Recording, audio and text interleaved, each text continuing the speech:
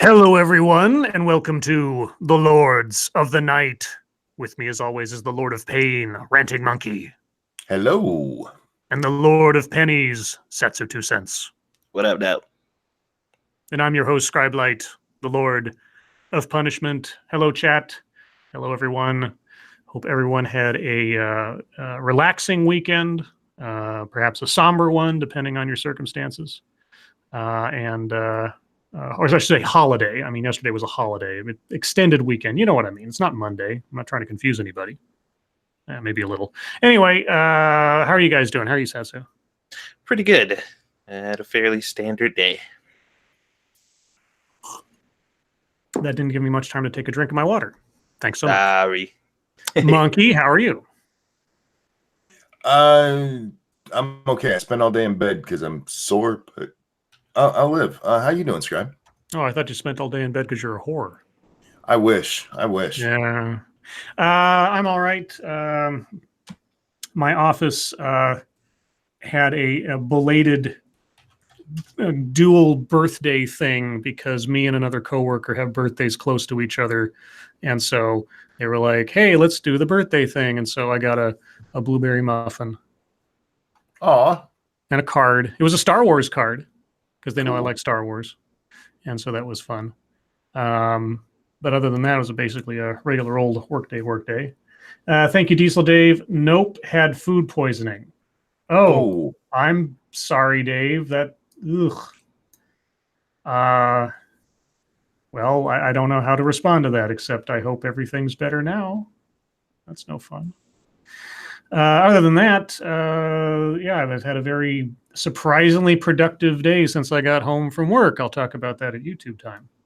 But other than that, Monkey Dick, Jim Jones, movies, video games. Hit that like button if you have not already. And, just two-thirds of you haven't. I'm not bitter much at all. Some, maybe a little. And share our stuff. Please. Retweet it, post it on Facebook, MySpace, Napster, whatever the kids are using these days. Just put it all over the place because YouTube isn't doing much of us, not as much for us in that way as they used to, if I can talk today. Thank you, Dark Shade. Whispers a little painfully. Okay. Fleeking white tags. Damn, That he didn't said a sound little real painfully. Right. Jesus. Oh, Sound like you were dying. I'm a melodramatic person. What can I tell you? Fair enough. Yeah, I brought up Napster. For those of you that remember that, because God, isn't that ancient history now? Anything else to talk about and or plug? Tonight is not your gaming night, is it? No. I know I should know this by now, but I don't take anything for granted because I don't know what you guys might get up to otherwise. I did pop in the other day when you guys were running around shooting zombies, though, and made fun of you for a second. But otherwise, all right.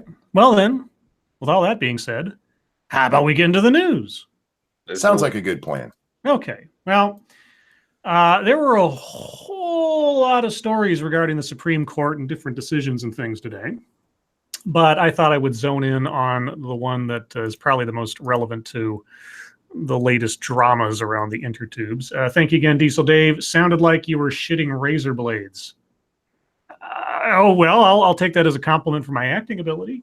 And thank you, Dark Shade. I had a tooth removed, not a gunshot wound. Well, I don't know. I don't know how to meter painfully. I mean, anyway, next time give me a range. I just like slightly painfully. Well, slightly as in what? Like going into labor or stubbed your toe? I don't know. But anyway, Thomas and Ginsburg draw battle lines for future abortion cases. I don't know what this means. I haven't read the article yet, but given the prevalence of the topic recently, I thought I'd at least give it a shot. The Supreme Court made clear on Tuesday that it is not ready to take big strides quickly on abortion and the future of Roe v. Wade. But justices also revealed that the far right and the far left side of the bench are drawing their battle lines in anticipation of other cases concerning more restrictive laws currently hurtling toward the court. In an unsigned opinion, the justices let stand a lower court opinion that invalidated part of an Indiana law that said that the state can ban abortions solely motivated by the race, sex, or disability of the fetus. The court did allow a provision requiring clinics to bury or cremate fetal remains to take effect. The move will keep the Indiana law off the docket during an election year and allowed both sides of the debate to take away a partial victory. But it's clear the court won't be able to hold off too much longer. The Indiana law is only the first of many the justices will be asked to consider in the weeks and months to come, and state legislatures continue to promote more restrictive abortion access laws. Justice Clarence Thomas warned his colleagues that they will have to deal with some of the issues soon. Quote, "The Constitution itself is silent on abortion," Thomas wrote in a concurring opinion that also spent 15 pages discussing the history of eugenics. Quote, "Enshrining a constitutional right to an abortion based solely on the race, sex, or disability of an unborn child, as Planned Parenthood advocates, would constitutionalize the views of the 20th century eugenic movement," Thomas wrote. "This law and other laws like it promote a state's compelling interest in preventing abortion from becoming a tool of modern-day eugenics," unquote. Thomas acknowledged that the Supreme Court might benefit from having that issue percolate more in the courts below, but also wrote in detail why he believes such a law might be necessary, and he pointedly said that just because the justices allowed the lower court opinion to stand, it should not be interpreted as, quote, "an agreement with the decisions below," unquote. Let's see, what about Ginsburg? On the left, liberal justices Ruth Bader Ginsburg and Sonia Sotomayor staked out their ground, saying that they would have blocked the entire Indiana law. Ginsburg suggested that the lower court might have used the wrong standard to review the provision. Quote, "This case implicates the right of a woman to choose to have an abortion before viability and to obtain it without undue interference from the state," she wrote. In a footnote, Ginsburg referred to the undue burden language in the 1992 Casey v. Planned Parenthood case that upheld Roe v. Wade. Quote, "A woman who exercises her constitutionally protected right to terminate a pregnancy is not a mother. The cost of and trauma potentially induced by a post-procedure requirement may well constitute an undue burden," she wrote. The footnotes also revealed some of the frustrations both sides are feeling. Quote, "Justice Ginsburg's dissent from this holding makes little sense," Thomas wrote in one footnote. Quote, "Justice Thomas's footnote displays more heat than light," Ginsburg wrote. Damn. Well, yeah, Ginsburg actually had a fit because they used the word mother. Mm-hmm. I'm like, really? Now, are you a mother when the baby's born full term, or are you just sort of a patient until the baby's taken out? If it's the life of the mother we're talking about, which we hear over and over, I've never heard her object to that. Yeah. I've never heard Ginsburg object to say, whoa, it's not the life of the mother. She's no mother. I've heard it variously rendered as either mother or life of the woman. So I don't know. I'll be honest with you. I've never heard it said life of a woman. It's always life of the mother when I hear it. Okay. But yeah, I don't think they have to hear these cases. I think Thomas really, really, really wants to hear these cases because he's absolutely right. There's nothing in the Constitution. It was the way they passed it was vague readings of 9 and 14 with a couple others splashed in there. But they don't have to. It is established law. They could leave it like that. I think Thomas really, really, really wants to. There's no reason they have to. Yeah, it sounds like he's chomping at the bit to. Oh, yes, he is. Yeah, it's like, this is modern day eugenics. Like, okay. But I think that is something that is an interesting question. Is it okay? Okay. Is it okay for a white woman to abort a baby because she knows it's going to be half black? If that's her reason. That is something that that's an interesting question. And we've talked about it with we've really discussed it as a society when it comes to things like it's going to be severely physically disabled or something like that. You know, what is it? Sweden, Switzerland, one of those two. If it's a Downsy baby, they kill it immediately when it's in the womb. Well, we don't question someone's. I mean, if someone's motive in owning a gun is just for display rather than ever actually using it, we don't question their motivation in owning it.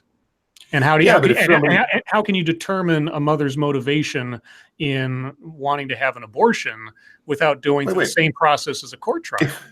If somebody said, "I'm buying this gun so I can shoot black people," I don't think anybody would go, "Look, we can't question why you bought that gun." But that's beside the point. You can't know what's in someone's mind if they just say, "I would like an abortion." They don't have to give a justification. Just like I don't have to give a justification for buying a gun. Well, they don't right now. You're right. Just so long as I pass a background check and I don't say anything crazy. But why would I? I can buy a gun legally and go do something benign with it or something horrible with it. That's fine, and you can say that we can't know that. But if you knew for a fact a woman was aborting a baby because it was going to be black, is that okay? Under the law, yes. No, I'm not asking under the law. I'm asking morally. Is it right? I mean, we're talking about a world where, I mean, we're past the racism thing, but it's okay to do it if it's aborting a black baby. Well, if I didn't know the woman's motivation, what's the mechanical difference? Well, that's not what I'm asking you. Well, but that's the test I have to put in my own head. It's like, is it a right to do this under the law? The answer is yes. If she wants to do it because she is too lazy to have used a condom, if she's doing it because she doesn't want to have a baby that she doesn't want. I mean, whatever reason she doesn't want it, she has a right to it. So who am I to tell her she's wrong? Oh, I will tell a woman if she's having an abortion because it's black that she's absolutely wrong. I have no problem making that moral justification. Sure. I mean, you can tell her she's wrong, but that doesn't stop her from doing it. No, it doesn't stop her from doing it. That's why I didn't ask if that should stop her from doing it. I asked if it was wrong. Then what's the point of bringing up the moral argument if the point of it is not to say you can't do it because of that reason? What's the point of morals? No, what's the point of bringing if you're not saying you want to stop a woman from doing it for that reason? What's the point of bringing it up? If I could prove that's why she was doing it, absolutely, I'd stop her. How? I would say it's illegal for you to have an abortion. To do it because you're of the race of the child, I have no problem saying that. Okay, so then the test would simply be never say your reason. Well, that's what it is now anyway, right? Yeah, so 6 of one thing, half a dozen of the other. I mean, if you posted these reasons are not valid to have an abortion, then they will never say that that's their reason. Morality is not prescribed by law. Really? Go tell a black man he can't come into your restaurant. I never said that. I'm talking to somebody. No, somebody said that in the chat. Okay, well, tell me that exactly what I'm saying. I mean, okay, real quick. Thank you, Dark Shade. Pokemon taught me about how fun eugenics is. Thank you, Cryptic. At 2 cents plus devil symbol, I guess. I don't know what that means. I'm a little scared at what it might mean. He sent the box, by the way, like it's on its way. So I don't know what that means, but I'm a little scared now. Is it a Sinatra raid? Looks like Sinatra. How you doing? Sinatra raid. Real quick, Scribbles, did you hear Satsu break up right there? I've heard Satsu break up a little bit here and there over the entire show so far. Okay, I'm just making sure it's not me because you guys know my internet's the shit one. So all right. Yeah, I think there's some kind of delay going on. We experienced that before the stream, and it might still be going on in some way. I was just saying that he sent the box full of food or whatever. So that. Oh, okay. Oh, right. Okay. Yeah, that demon face is a little concerning for me. Well, welcome all of the Sinatzis. The Sinatzis. Is that did I make that up last? I think I did. Sinatzis or Sinatraites, whatever you prefer. Welcome to the show. Let's see. Well, with the never-ending argument that'll never be solved, let's move on to something more fun. How about the Mueller report? Yay. All right. Yeah. So here's a victory, kind of, for the people wanting the unredacted report, sort of. DOJ agrees to make Mueller court activity public with some redactions. So, okay. So still not the full report, but more of the report than you were going to get in the first place, I guess. The Justice Department said Tuesday it agrees that a federal court in Washington can make public lists describing potentially hundreds of miscellaneous court actions, like search warrants used in the Mueller investigation. The department asked for 3 weeks to make redactions on, quote, a few entries, unquote, because of ongoing law enforcement efforts, and a judge said she would give the agency that time. CNN has asked the court to make the lists public. The unsealing would not necessarily reveal the details of the court filings, but instead give the public a broader overview of how, when, and for what Mueller was going to the federal court to gather evidence. Mueller said in his final report that his team had received almost 800 search, seizure, and communications warrants from federal courts in the investigation, yet his office wouldn't give more detail. It's still unknown exactly how many of those were approved by judges in federal court in D.C. Chief Judge Beryl Howell of the D.C. District Court has shown the government 3 lists of unknown length that give limited information about these matters.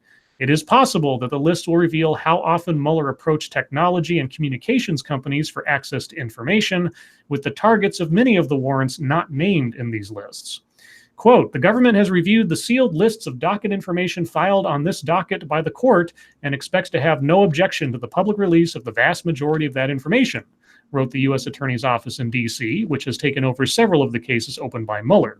However, there are a few entries on the list that the government may request be redacted from a public release to protect ongoing law enforcement interests. Accordingly, the government respectfully requests that the court permit the government to propose a very limited set of redactions to the sealed lists of docket information on or before June 18th, 2019. So, yeah, you're going to get a less redacted but still redacted report because redactions. So you're still not going to see anything worth a shit. Yeah, it doesn't sound like it's actually grand jury testimony or anything per se, just sort of like, here's where we wanted to search for things, I guess. I don't know what use that is to anybody, but I suppose it might be useful. How many headlines have we seen? The government is investigating this, or there was a subpoena issued for. Yeah, it's at least fuel for the news cycle. Yeah, don't worry. Chris Cillizza will be saying this is a big deal in a couple days. Oh, you're not wrong. Speaking of good old Chris, that'll be my last story that I've pulled up for the night. But I thought I'd start off with a Darwin Award winner before we get to Chris Cillizza, because these two things might be related in some fashion. Man dies on plane after swallowing. Okay, how many? Okay, so the end of this sentence is packets of cocaine. How many packets do you think he swallowed, Satsu?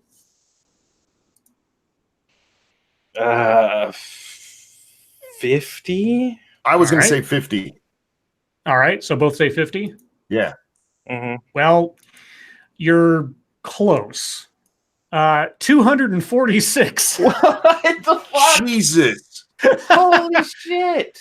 A Japanese man died on board a flight from Mexico City to Tokyo with 246 packets of cocaine in his stomach.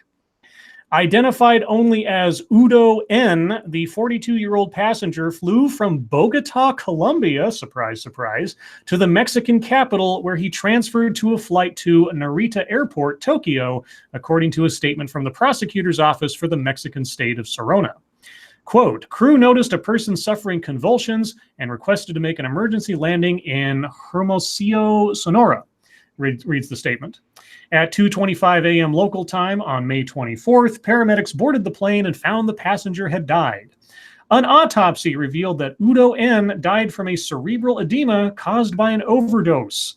There were 246 plastic pockets of cocaine in his stomach and intestines, measuring 1 by 2.5 centimeters each. Wow. After his body was removed from the plane, the flight continued its journey to Japan with 198 passengers on board. Previously 199. Yeah. So don't do that. Wow. That's a lot of fucking coke, man. Well, yeah, they don't. That's They don't amazing. say in here how much that actually added up to. They don't talk about weight, just the number. So I'm curious to know how much that actually was, because it's like one by 2.5 centimeters for each packet. So it's not much per packet, but then it doesn't take much to overdose when you've got that many in your system. Yeah, how many of them exploded or opened? They didn't say, just that he Yeah. so who knows? He could have hooked everybody on a plane up with 2, just about. Well, Oh yeah. Depending on how pure that Coke was, I mean, 1 or 2 of those open and you're screwed, man. Right. So anyway, yeah, so that happened, but I saved the best. I don't know, for last, from our favorite friend at CNN, or most hated enemy, depending on how you want to look at it, Monkey. Not necessarily most hated enemy, just somebody we think's a big jackass. All right, Chris Cillizza. I saw this earlier today posted, and I thought it was too interesting not to talk about, but thank you, Three-Sided Coin. She don't lie, she don't lie, she don't lie. Cocaine. Yeah, there was God, what was it? There's a great documentary. There's actually a couple of documentaries called Cocaine Cowboys. That's all about the cocaine wars of the 80s in Miami. That kind of, inspired and was slightly portrayed in Miami Vice. They are excellent documentaries. Actually, there's one. The first one came out and was great, and then they had so much extra interview footage from all the subjects of that documentary that they just built a second documentary with different stories, and it's like having this grand soap opera. So there's Cocaine Cowboys, and there's Cocaine Cowboys like Redux or something. They're all really good. Anyway, tangent. Thank you, Mischiefly Inanimate. Tornadoes missed my place, so have some money. Well, thank you, and I'm glad your house and everything is not tornadoed. Yeah, we should. I know that's been a bigger story. They haven't actually been posting tornado stories that much on the news the last couple of days, even though I know there's been a lot of disasters down there. Should probably talk about that at some point. Anyway, back to Chris Cillizza, a different kind of disaster. The man who predicted Trump's victory says Democrats may have to impeach him to have a chance in 2020. So this is a complete reversal of the otherwise common wisdom. So I was curious to see what this guy had to say. Alan Lichtman, not Alan Rickman, but Alan Lichtman, doesn't mind swimming against the political tide. Lichtman, a professor at American University in Washington, D.C., was the most prominent voice predicting Donald Trump's victory in the run-up to the 2016 election. When Trump won, it marked the 9th straight presidential election where Lichtman had correctly predicted the Electoral College winner. And in parentheses, it says, that's all the way back to 1984 for you math wizards. In short, Lichtman is someone the political world should listen to.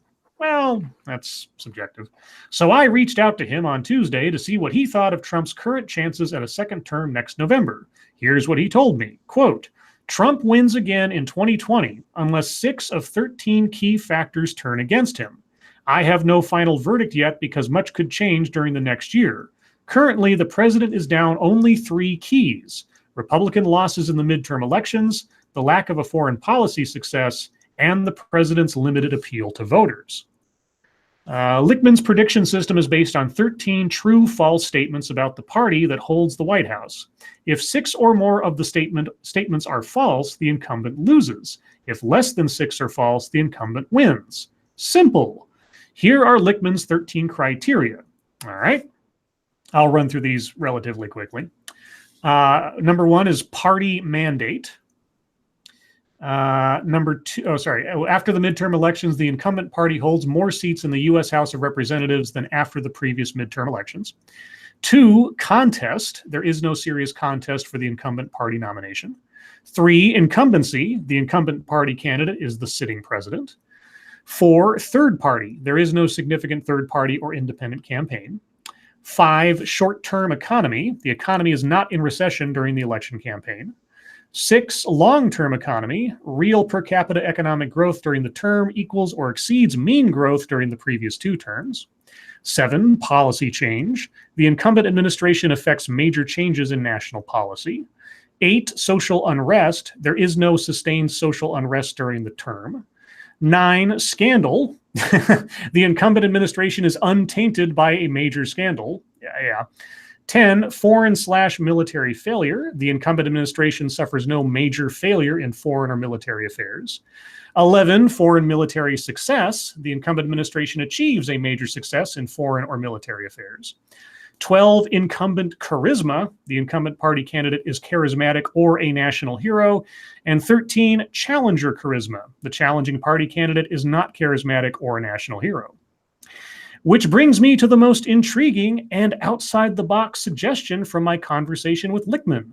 He believes Democrats in the House not only should be pushing to impeach Trump, but they may need to in order for their nominee to win in 2020.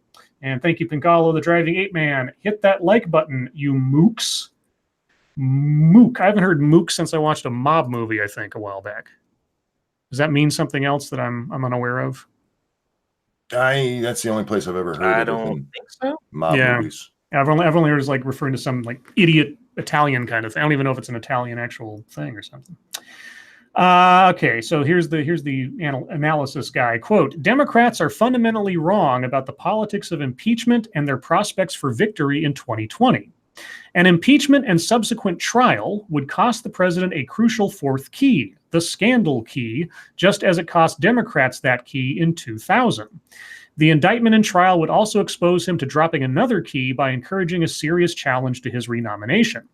Other potential negative keys include the emergence of a charismatic Democratic challenger, a significant third-party challenge, a foreign policy disaster, or an election year recession. Without impeachment, however, Democratic prospects are grim. There can't be a trial unless the Senate agrees, and unless there's, short of Trump being found to have murdered somebody at this point, the Senate's not going to agree to impeach. So I don't know what this guy's predicting elsewise. Fair enough. Unless the House can hold some kind of trial for its part, I don't have impeachment memorized as far as a process. Well, the House can hold the trial. It'll go to the Senate and then nothing happens. That's what happened to Bill Clinton. Thank you, Three-Sided Coin. I'm giving him money. I ain't hitting no damn like button, you paisan. Oh, great. We're going to be exchanging like old-timey mob movie insults at each other through super chats now. Got a mafia war going on in your chat. Yeah, see?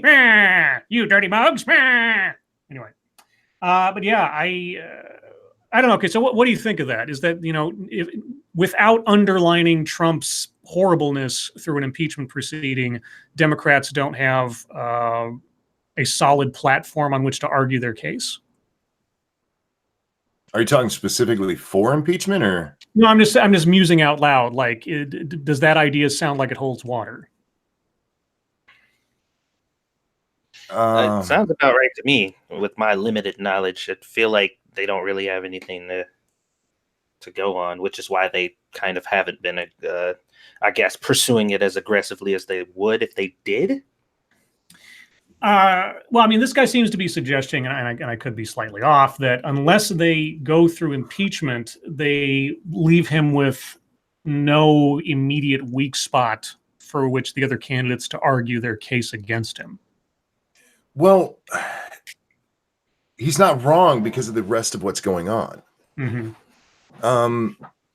Foreign policy, we haven't had any major foreign policy disaster. That would be something. Mm-hmm. There's some people, I mean, there was a Syria pullout, which wasn't a real pullout. We still have some people over there. Yeah.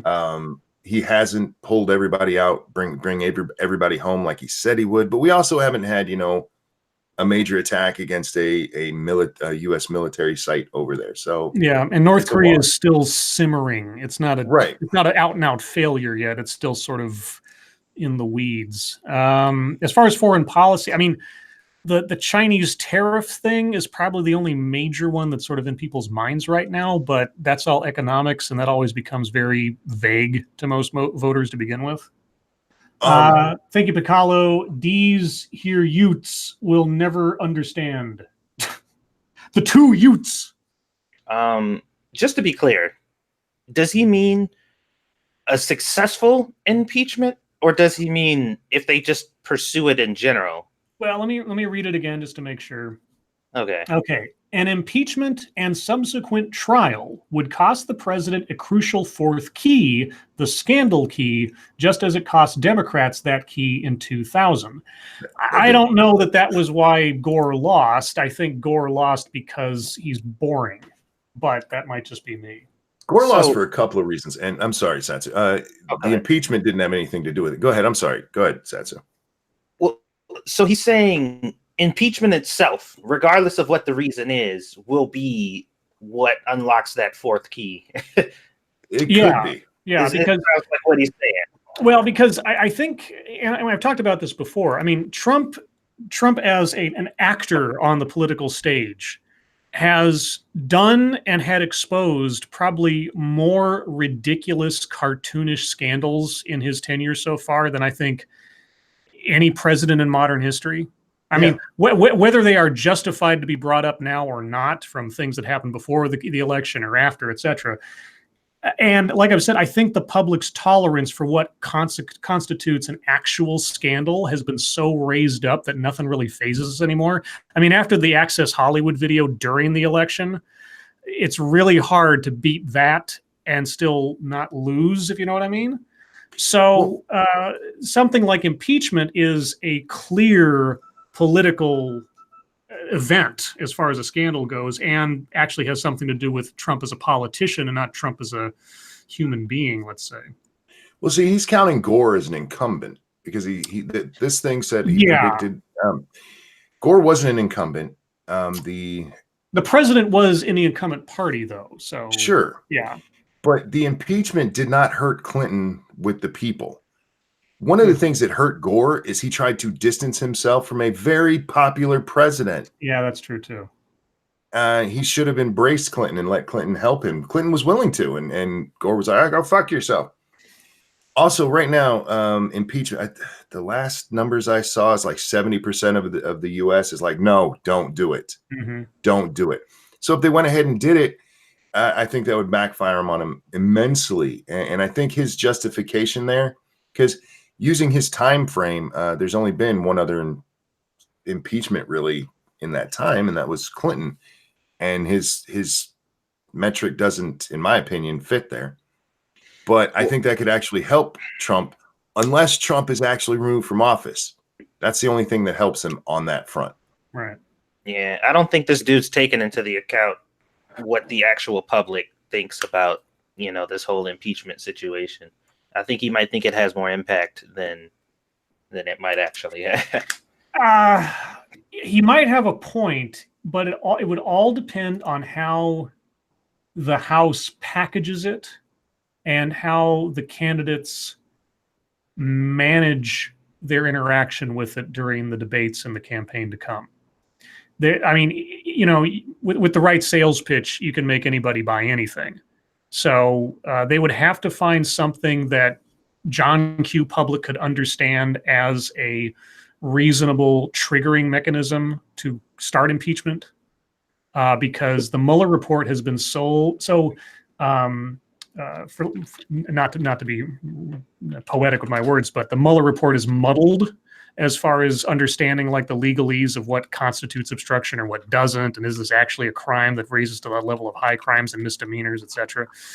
So yeah, it depends on if they find something to actually anchor an impeachment process on that makes sense to the majority. That sounds like one hell of a gamble, though. Like it is. You have to rely on so many outside factors that you have no control over for that shit to fall into place perfectly. Yeah. So all they can do really, as far as the rest of his list is concerned, is either we go to war, we have to hope for war, or I don't know, Trump to become less charismatic, I guess, but I don't know. Anyway, that's all speculation, and Chris Salissa knows about as much as we do. So with that, guys, we're going to move on to MSS News. If you guys have news stories you'd like us to read on the air, please send them to us via Twitter using the hashtag MSSNews. Can't promise we'll get to them all, but that's because I'm long-winded talking about politics. Yeah, I took all the blame this time. I fell on my sword for you guys. Cool. That's nice. Good. I know. I'm a friendly guy. Let's see. This one comes from Ashley May. Okay, this is from the worldnewsdailyreport.com. The picture of the individual looks like something out of a bad horror movie, and the headline sounds ridiculous. So I'm going to caution, this may be a fake story. Cannibal killer slaughtered and ate 23 pizza delivery men, 6 Jehovah Witnesses, 2 postmen in past 7 years. Do you think that might be fake? I think it might be fake. So I'm going to skip over this one. Ashley, I appreciate it. If you get me a copy of this same story from a more reputable news source, I'll even take the Wall Street Journal. Then I may put some credence to it. But otherwise, when I see something from World News Daily, I assume it's probably not true. Let's see. This one comes from Massive Dynamics. Let's see. Oh, bye, Sarah Plyer. See you tomorrow. Let's see. Florida man arrested, accused of hitting mom on the head with corn cob. Another food assault. Florida food. There should just be a category now of crime just called Florida food. Deputies arrested a Florida man after he allegedly hit his mother in the head with a corn cob. Cody Cummins, 27, allegedly pelted his mother with a corn cob around 2 a.m. Sunday. Okay, 2 a.m., you're throwing corn at your mother.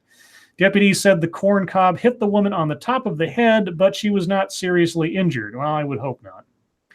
WFLA reported Cummins left the scene but was later arrested. Records show he faces a charge of domestic battery and is being held on $150 bond. And his mugshot, he looks very happy to be there. I'm not kidding. He's got a big smile on his face. Thank you, Sanguine. Or they could actually try putting forward someone with substance and charisma, though that is a tall order for modern Democrats. That was an option.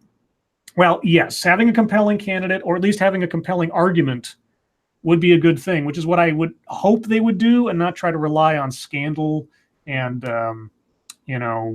hubbub, because that's just going to drown out the potential message of any other candidate that might actually have a point. I am waiting for the debates. I'm curious to see what they say. Isn't that interesting, though? Like, whenever we hear about how Trump is going to be defeated, it is rarely like putting forth a candidate that's better. Yeah. It's always like trying to fucking weave through this political bullshit to trick people into being like, we don't want Trump anymore or some shit. Or to try to convince me it's not. Well, just find a better candidate. Well, I mean, I can't blame people for not centering in on that idea yet, since there's like 22 potentials right now. So, the field is so diffused. We're really not going to see any sort of focusing in on issues and such until after the field is winnowed a bit. And that won't probably happen until after the second debate or so. We'll see where the winds are blowing. And certainly not before we see what happens in New Hampshire for the primaries. So it'd be nice to see us focus on issues at any point. It would be nice. Maybe the debates will start that, but probably not, because when you think about the debates, like they're like, what 2 hours long each, and you've got 10 or 12 candidates on the stage. You divvy up 2 hours amongst 12 people. Each one's got about 5 or 7 minutes to actually talk. So yeah, it doesn't really. We'll see. But yeah, I really think we should do like live shows that night, just when the debates happen, and just do running commentary. That'd be fun. Let's see. Anyway, this one comes from Quinn Harrison. North Carolina city not responsible after manhole cover flips up and destroys driver's car. Wow. Okay. It's a road. This is a person's name. I'm going to try to say it.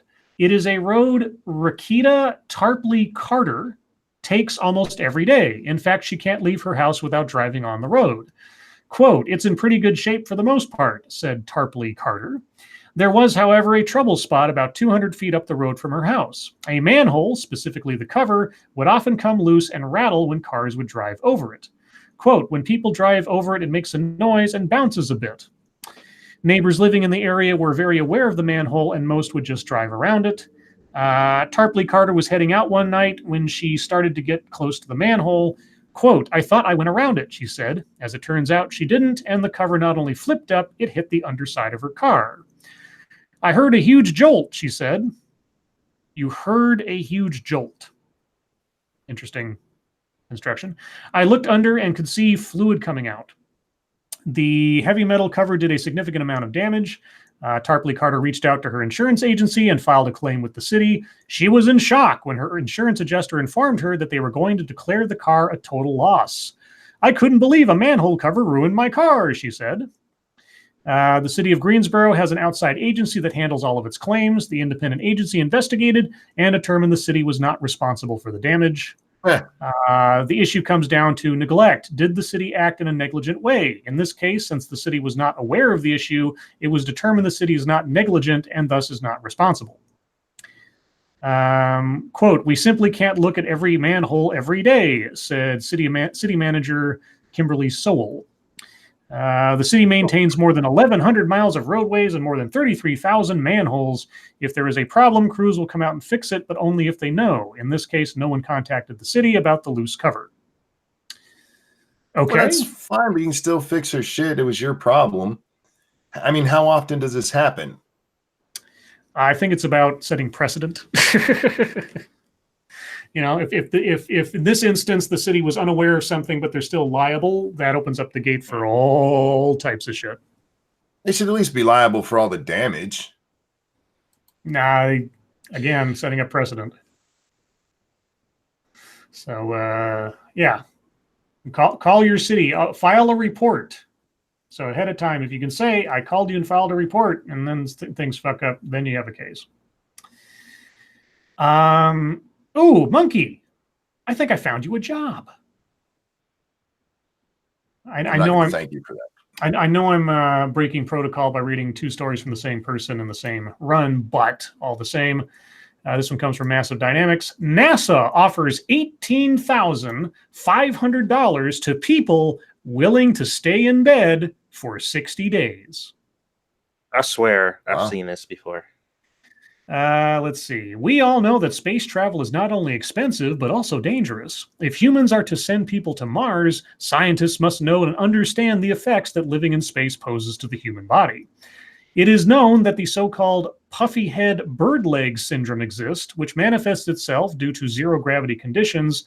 Blood flow is no longer pulled to the legs, and as a result, the astronaut's head is filled with fluid. Therefore, NASA and ESA teamed up to conduct a bed rest study to see how the body adapts to weightlessness. The space agencies announced that they are looking for 24 volunteers to spend 60 days laying down to help scientists understand how space travel will affect astronauts. The participants will be paid 16,500 euros, or more than $18,500, and will have to travel to Cologne, Germany. Well, there you go. It's an 89-day experiment, but 60 of them will have to be spent in bed. So if anybody likes laying around and wants to get paid just under 20 grand, there you go. This is a story we'd seen before. It's the Germany part that made me remember that, because I saw that before. Like, wow, they're going to pay. I'll do that. And then, yeah, you got to go to Germany. Yeah, there's no date on this, though, so I don't know if it was recent or not. So if this is an old story, I apologize, but it doesn't tell me otherwise. Yeah, I've definitely heard it before, because I was like, shit, I'd do it. All right. Moving on. Okay, I did that one. Okay, this one comes from Frosted Glass. Let's see, we talked about that one, but this one, a salon.com piece. Ooh, I feel so fancy. A horror comic for the Trump era. Author of Infidel on What's Scary Right Now. Okay. America under Donald Trump has witnessed an almost unprecedented increase in hate crimes and other right-wing political violence against Muslims, Jews, non-whites, and other groups. The incidence number in the thousands.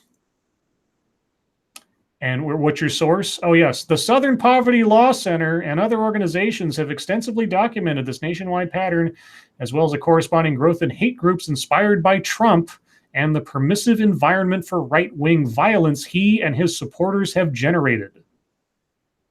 Oh, wow. In the most spectacular examples, Trumpism has spawned the Charlottesville riots of August 2017, as well as as well as lethal terrorist attacks against the Tree of Life Synagogue in Pittsburgh and the Chabad of Poway Synagogue near San Diego. The Nazi who killed 51 Muslims in Christchurch, New Zealand, also claimed Donald Trump as an inspirational symbol of renewed white power. And he also said, I am doing this specifically to trigger this target group of people. Time out. He also said he didn't like Trump. Yeah, real quick. Thank you, Diesel Dave. Doesn't even come close to what I'd make. Well, sure. I mean, laying down in a bed is not for everybody. And thank you, Sanguine. They've been upping the number of days for the study. I think the 60-day is just the newest, so it might not be old, but just so similar it seems as such. Like I say, story doesn't have a date on it, so I don't know how old or new it is. Not even the URL has a date on it. So I don't know. Call NASA and find out. Anyway, so let's get down to the comic book part of this. Okay, I'm gonna fuck up this name. There's no way around it. Pornsuk Pinishote, if I'm saying that correctly, was an editor at DC Comics' Vertigo imprint, where he worked on such acclaimed series as The Sandman, Swamp Thing, Sweet Tooth, never heard of that one, and WE3. I don't know that either. His various projects at Vertigo have also been nominated for dozens of Eisner Awards, the most prestigious prize in the comic book industry. Pichinote was also an executive at DC Entertainment, where he supervised the TV department. Okay. So what are we talking about? Okay. America has been haunted by racism and bigotry for centuries. This is the literal premise of Pornsak Pinochete's acclaimed 2018 graphic novel Infidel, which has recently been optioned for a Hollywood movie version. NPR also named Infidel as one of the 100 best horror stories of all time and one of the best books of 2018. I don't even know what the story's about. And I'm sure it says it somewhere in this 12-page interview, but I don't know. With the premise that Donald Trump is the Antichrist that has brought all of this horrible stuff upon us all by himself, I don't have high hopes for whatever Infidel's about, but I don't know. It might be good. Yeah. Well, just remember, all those people who met in Charlottesville over the past several, I don't know how long, that the news wasn't covering, those didn't happen. They only decided to, they only decided to do it because Trump was there. Yeah. Let's see. This one comes from senior staff reporter and chief Florida correspondent Colleen Bernier. It was also sent to us by Princess Unicorn Nipples. So I want to make sure I mention that. Woman attacked Burger King manager after staff denied request for free fries. Okay. Let's see. A woman has been arrested after she was accused of attacking the manager of a Southwest Miami-Dade Burger King when her request for free French fries was denied. According to an arrest report, 42-year-old Natasha Ethel Bagley and 27-year-old Genesis Peguero went through the drive-thru of a Burger King located at an address somewhere. Police said while in the drive-thru, the pair asked for free fries, but the employee denied their request. Detectives said minutes later, Bagley and Peguero went inside and caused a commotion, and Peguero jumped over the counter into the employee-only area. The store manager heard the ruckus and stepped out of her office, where she was confronted by Peguero. The manager said Peguero demanded she open the register and give her all the money inside, and she threatened to hit her over the face with a gun. Hit her over the face with a gun. That has nothing to do with the fries headline. That's, I mean, I guess it did happen after they asked for free fries, but I think they had other things on their mind. Let's see. Investigators said the manager went to call the police, but Peguero pulled the phone out of her hand and punched her in the face. Police said Bagley then attacked the manager with Peguero. The two then jumped back over the counter to leave, and Peguero pulled apart the computer and register, causing it to break. Police said Peguero then jumped back over the counter and began to hit the manager again. Both women then fled the scene, and they were arrested. Let's see. Bagley was later tracked down and arrested and charged with battery. Peguero remains at large. Okay. And this Bagley lady has a horrible, horrible wig on in her mugshot. I'll put it in the chat in case anybody wants to look. Thank you, Diesel Dave. Is it bad I can drink a fifth of whiskey and not be drunk? Yes. Oh, I mean, over what amount of time? Like just straight, sitting there in one shot, or yeah. Anyway, what's this? Oh, we're almost out of time. I'll do one more if I can find something interesting here. Oh, sure. Let's end on a sad note, just to remind ourselves of how wonderful things are in the world. Or am I allowed to? No, I'm not allowed to because I've already read too many stories from the Chicago Tribune this month, for God's sakes. You guys don't want me to know the news, do you? Well, anyway, Jaeger Pony sent us a story that tells us that at least 42 people were shot in Chicago just over the Memorial Day weekend. Yay. Wait. Yeah. Yeah, just over the course of a 3-day weekend, 42 people shot in one city. Doesn't say how many died, just shot. So there you go. Let's see. Yeah, I think we're going to call it there, guys. Thank you for all the stories. As always, you guys are far too generous to us with your news hounding on our behalf and for the show.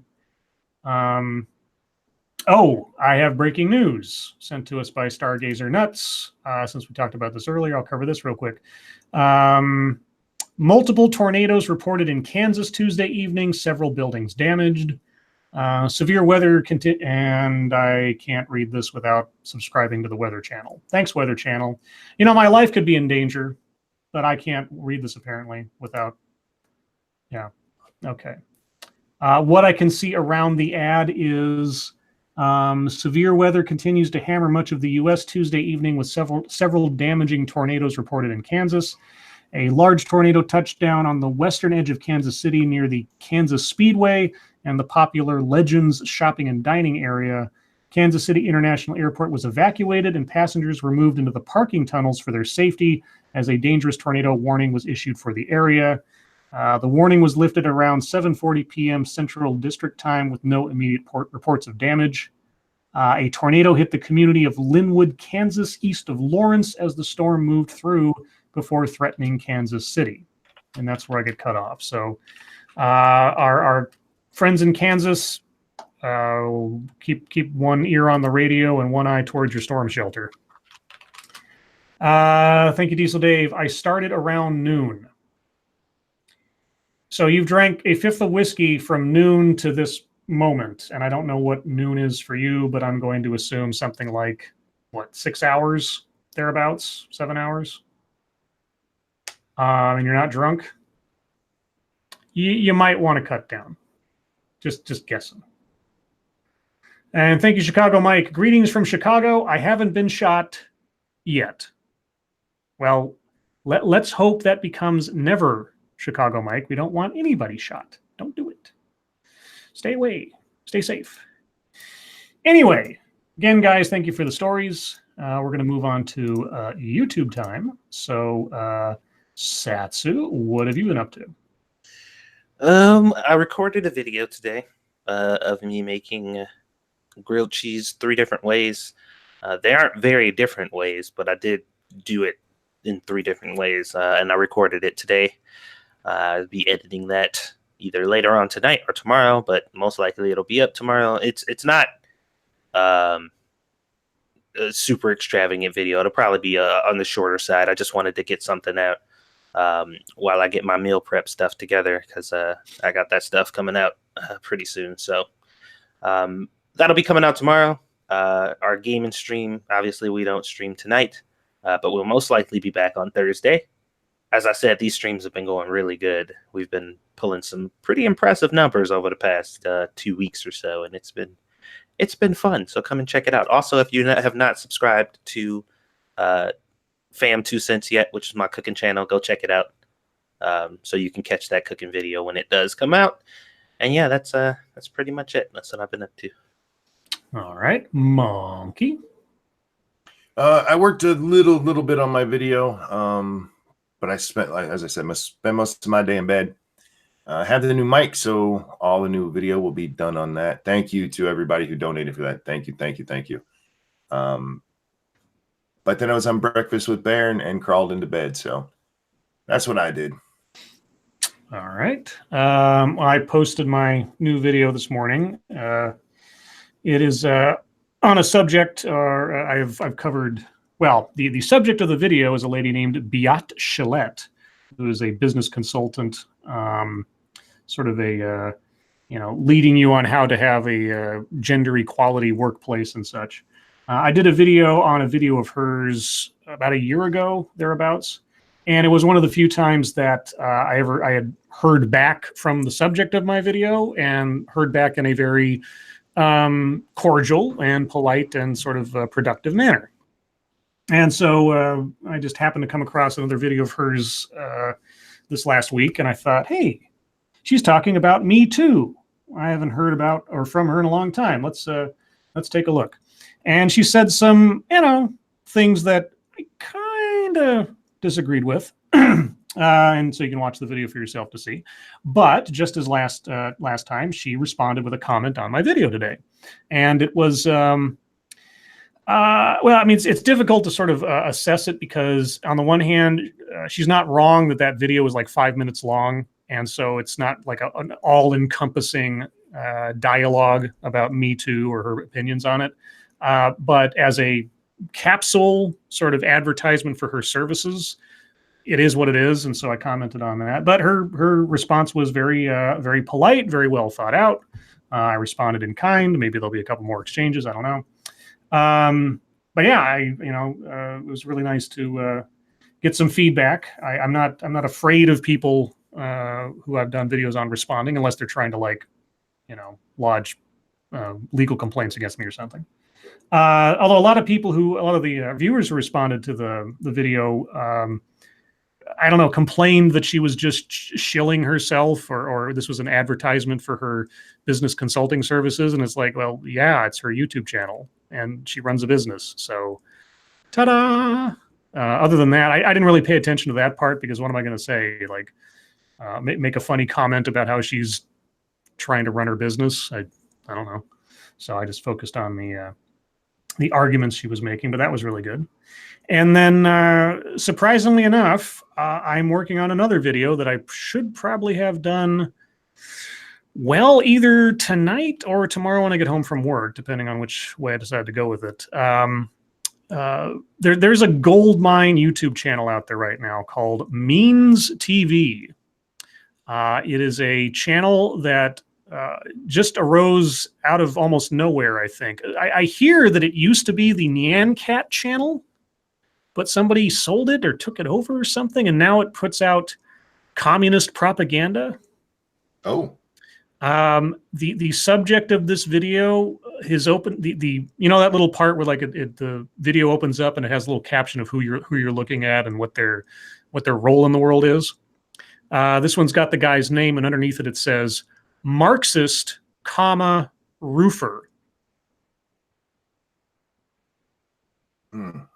And he proceeds to tell us why it's an immoral thing to be wealthy. That is the high level summary of what he's talking about. Anyway, I'm almost done assembling that video. I added in several visual jokes and things, a little bit more so than I usually do, just to have some fun with my editing software. And nothing too fancy. Don't expect like great animation or anything. But yeah, I should have that done, like I say, maybe tonight, but probably tomorrow. And I've strangely had a spate of inspiration and videos coming across my plate that have caught my brain, as it were. And I'm not unhappy about it. It's kind of surprising, but we'll get to that. Other than that, I guess it's internet fucketry time.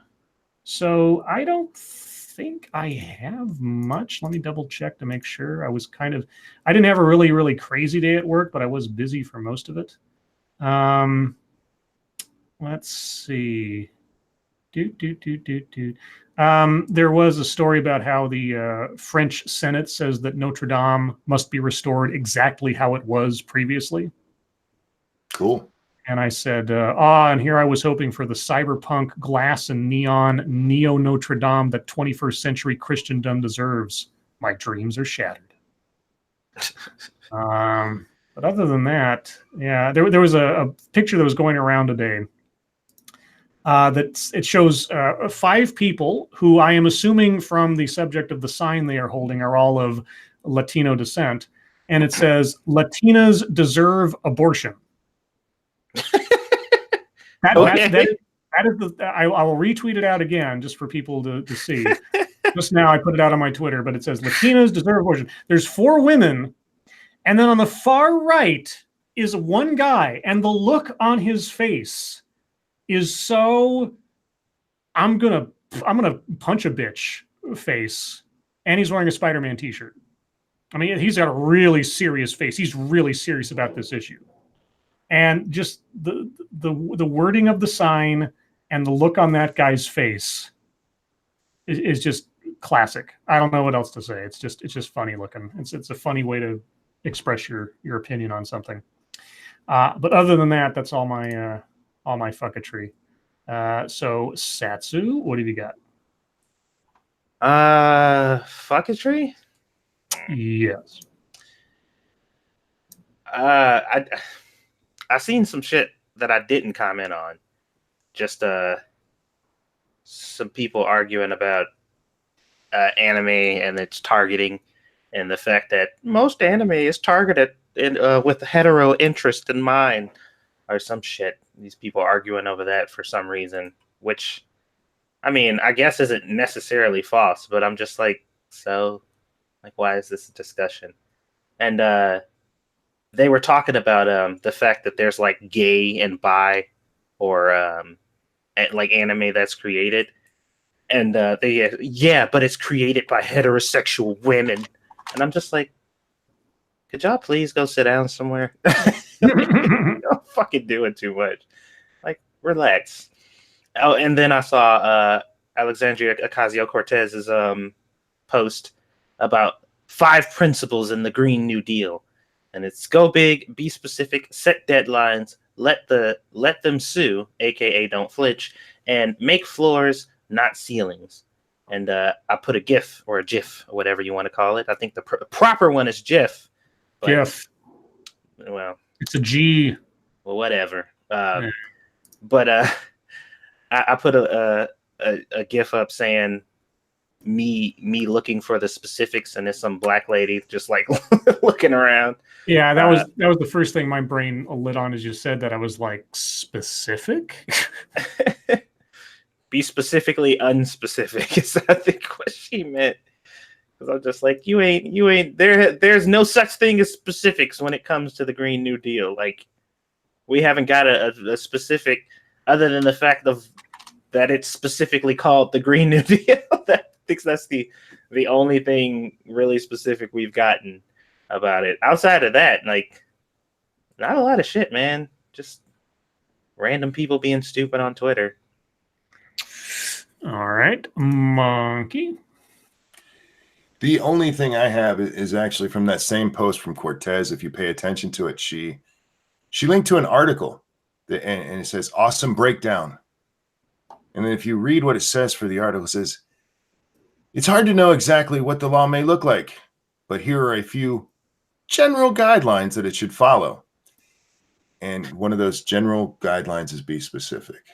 A general guideline is be specific. Yeah. Mm-hmm. Okay. Well then. All right.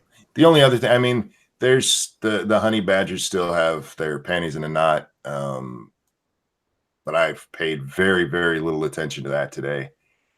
There was this story. BuzzFeed put out a story yesterday. I think we touched on it just briefly. I'm pretty sure we did. Where it may have only even come up in chat, but the Indiana man who vandalized a synagogue, he had credited Ben Shapiro as part of his inspiration. Mm-hmm.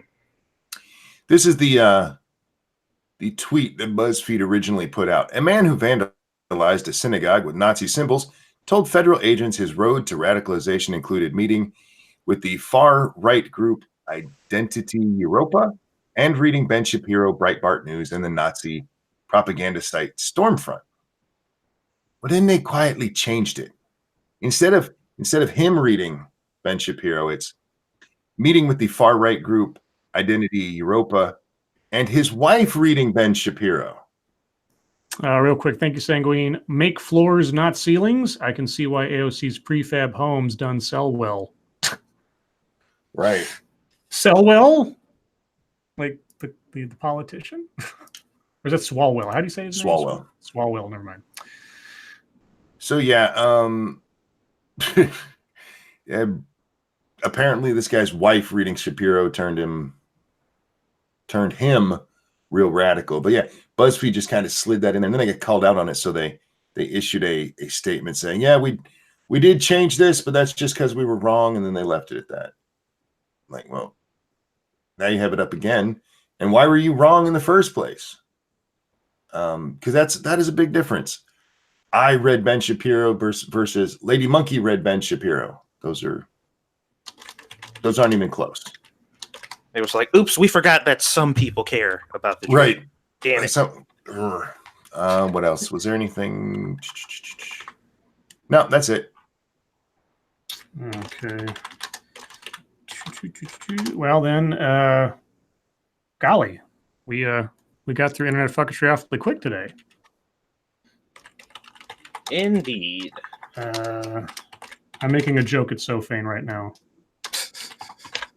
He was like, "Oh my God, this hot internet celebrity from the MySpace days died. I'm so sad." And I said, "That happened like 2 years ago." And he says, "None of you told me. I hate you forever." And I'm responding, "Makes note. When obsolete internet hotties die, tell Sofane ASAP."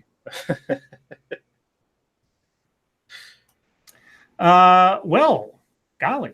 That gives us a lot of time. So I guess the first question is, do you guys have any deep topics? Because if not, I know what I'm going to fill up the time with. Not really. Gosh. Well, I would make a deep topic out of getting old, since I'm now 40. But I can't relate. Yeah, you can't relate because you're a baby. I know, but baby.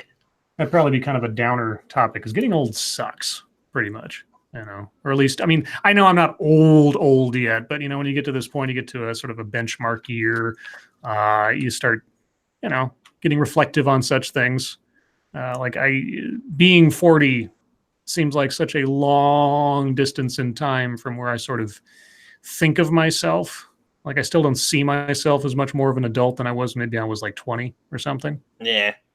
Even though I know for a fact that I have changed not only physically, obviously, but also sort of outlook-wise and maturity-wise and a whole bunch of other things. All the same, I think it's true what they say. Basically your brain is developed as far as it's going to get at around 26. And your self-image, unless, barring some traumatic event, is pretty much also kind of frozen around there too, I suppose. I don't know. Well, just a commentary, I guess, on life experiences. I've been having an interesting issue lately. I don't even know if I should call it an issue. Real quick, I'll be right back, guys. Yeah. But basically, I'm like in a position right now where I am so comfortable kind of in my situation and kind of what's going on with my life, the situation that I'm in right now, that it makes me uncomfortable. You're waiting for the other shoe to drop. Yeah, because it's like as it stands right now, like everything is as it should be. You know what I mean? Like, and that because of the fact that I have been on edge for most of my life. Like I've been in a constant state of panic, but pretty much all my life. Now that everything is kind of, right or okay, I get these kind of anxiety attacks sometimes where I'm like, I feel like I should be worried about something right now. And if I'm not worried, I feel like I've forgotten something that I need that's important, that I should be worried about. And it freaks me out sometimes. And like Squishy will have to like catch me in one of my moments and be like, are you good? And I'm like, yes, but because I'm good, I'm not. Yeah. Like, I don't know how to really explain it, but it's such an odd feeling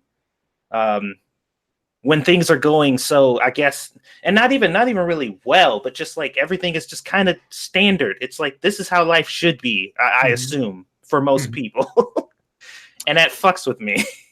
Let's see. Sinatra said, Scribe, do you still think of others as adults? Yeah. Well, I mean, here's the weird thing. And this is not meant as some kind of narcissistic thing, but like, I'll see pictures of people on Facebook or otherwise who are younger than me, but I look at them and they look so much older than I do. I mean, maybe just, I have lucky genetics or something, but I don't think I look that old. The only thing that sort of ages me, I think, obviously, is my my mustache and goatee, because the hairs in there are turning white in places. If I shaved all that off, I'd probably take 10 years off my assumed age. But yeah, I still look at people around me who I know are younger than me, or at least at worst contemporary. And even though I might not know anything about them, just the way they carry themselves sometimes, I just think of them as adults, and I'm still just the awkward kid.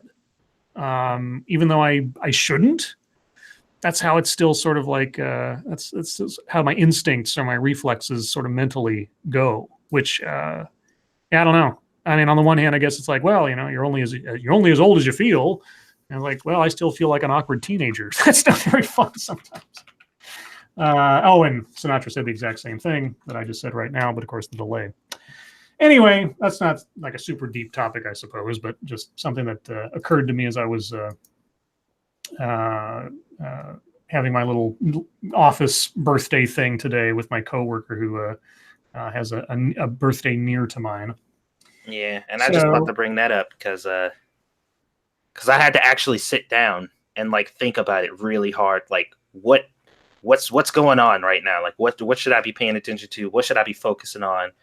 What debts do I have? Like, I had to like write everything down, and I'm just like, I really have almost nothing that I should be freaking out about. But for some reason, because my body is so conditioned to be in constant panic mode, I'm just like, I don't know. Well, I mean, it's not unhealthy to sort of always be a little bit ready to have to adapt to something. And of course, you've got, and not to inject any false drama or anything, but you've got one of the most unpredictable factors of life coming your way here in just a short couple months. So I think it's healthy, I mean, not to the point of like being paranoid or having panic attacks or anything, but to sort of, be ready in case something goes sideways or you have to address something that you didn't expect coming. That's not a bad thing necessarily. Yeah. But speaking of things you didn't see coming, how about a Mad Lib? Everybody saw that coming. Yeah. Are you back, Monkey? I'm here. Okay. Did you have anything to say about getting old? No, I agree with what you said. I don't. I just reached the point where it didn't seem like I felt any different. And seriously, for me, that was like 13 or 14.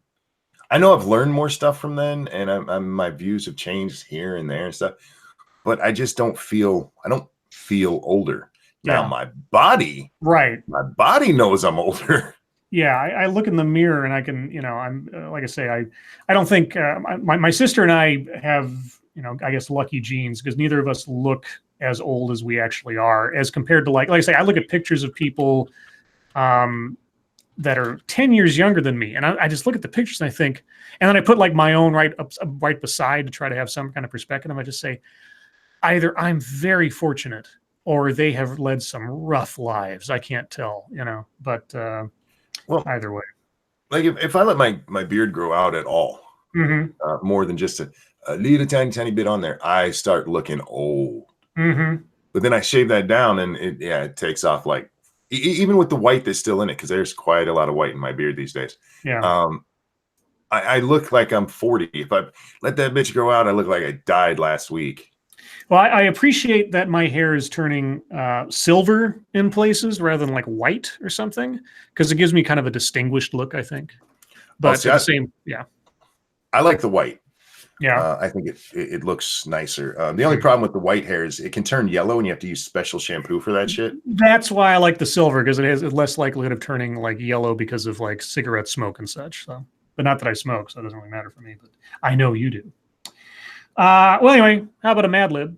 I picked out one that has a title that is, depending on the words you choose, could turn into something very disgusting. So I won't tell you what that is.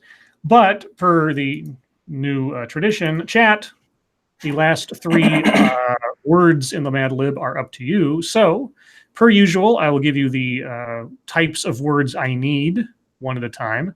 You just need to put into the chat, the thing, colon, and your suggestion. Okay, so I need plural noun number 1, plural noun number 2, and a plural part of the body. So plural noun number 1, plural noun number 2, and plural part of the body. Be sure to be very, list them correctly so that when I scroll through the chat, I can find them easily. And I will get to those after we get past the ones for Monkey and Satsu. So, Satsu, I need an adjective. Possessed. Okay, interesting. Monkey, I need an adjective. Drunk. Okay. Satsu, I need another adjective. Deep. Okay. Monkey, I need a day of the week.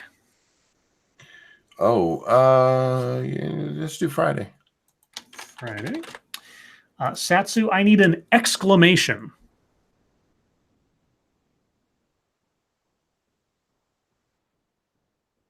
Satsu? The first thing that comes to mind is fuck. It's like right, the only thing I can think of. What are good exclamations? Could be anything. Can you hear me? Yeah. Okay. I've started cutting out again. Sorry. It could be anything. I mean, it's just like something that has that would have an exclamation point at the end. It can be fuck if you like. That's fine. Sure. Let's do fuck. All right. Monkey, I need a noun.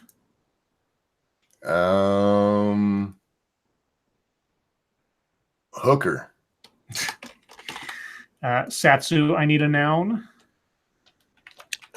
Cucumber. Oh no. Monkey, I need another noun. Priest. Interesting. Satsu, I need another noun. A lot of nouns. How about flapjack? Flapjack. All right. And now we get on to the chat's contributions. So I need to find plural noun number 1. Ms. Slim 1 says thongs. Sounds good to me. Thongs. Okay. Plural noun number 2. Chicago Mike says ice cream cones. Sure, why not? And lastly, plural part of the body. I should find something gross. Dom O'Leary says pubes. Sure, why not? Pubes. All right, so let's see the results. This one is called Mother and Son. Oh. It is in the form of a conversation. So it goes back and forth between the mother and the son speaking to each other. So we'll begin with the mother. Junior, you come right inside. You're late and your supper is getting possessed. Aw, Mom, I've been out playing hooker ball with some of the other thongs. Okay. Well, get inside and don't forget to wipe your muddy ice cream cones. Okay, Mom, can I watch television while I eat? There's a drunk news show on. Okay. No, not while you're eating your cucumber. But Mom, Friday night football is on. That's too easy. No, sir. You've been watching too much television. You're liable to strain your pubes. Oh, wow. Fuck! That's my favorite program. Never mind. Go and wash your priest. Oh, Mom, I don't have to. I'm deep. Oh. Don't talk back to me, young man, or I'll have to speak to your flapjack. Oh, dear Lord. All right. I feel like... Not while you're eating your cucumber and then, but Mom, Friday night football is on. You're liable to strain your pubes. Fuck, that's my favorite program. Dude. That's pretty good. If the family was weird enough, that could be an actual conversation. Yeah, it could be. All right, we'll do one more to soak up some more time here. Let's see, what's another... Because all I get before I ask for the words is just the title of the thing. So I try to pick something that I think will both be interesting and also has enough words to make it worthwhile. Let's see what. Oh, okay. I'll do this one on behalf of Satsu. Oh, it's got a lot of words to it. Okay. All right. So, chat. I need 3 more words. Here are your options. I need a type of liquid. I need verb number 1, and I need verb number 2. So a type of liquid, verb number 1, and verb number 2. All right. And we start off as usual with a whole bunch of adjectives. Satsu, give me an adjective. Okay. This is a very specific one, and I need it to be specific, okay? Okay. Huge. Not huge. Donald Trump, huge. All right. Huge. Monkey, another adjective. Lonely. Oh. Satsu, another adjective. Pregnant. Sounds poignant. Monkey, another adjective. Aborted. Jesus. Satsu, another adjective.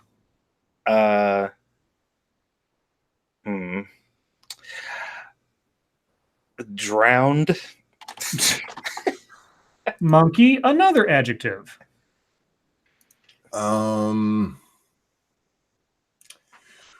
Bloated. Okay. And last one, at least as far as adjectives are concerned, Satsu, another adjective.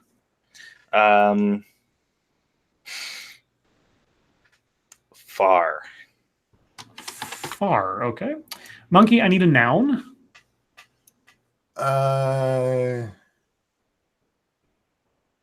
Spaceman.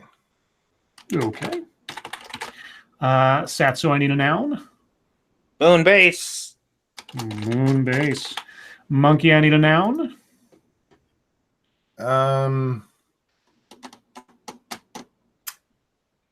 Cock. Satsu, I need, surprisingly enough, a part of the body. Can't say weenus this time. It's basically been taken. Damn it. Yep. Sorry.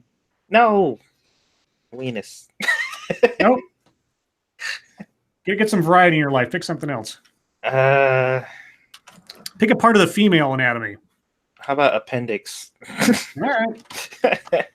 Sounds fine to me. Monkey, I need a period of time. Nanosecond. Does that count? Sure. Hold on, Scribe. Do you know what a weenus is?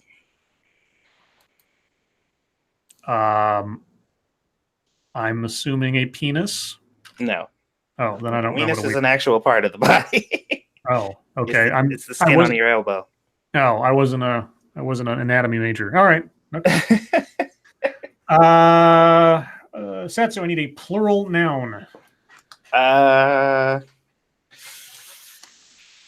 Hammers. Okay. Monkey, I need a plural type of food.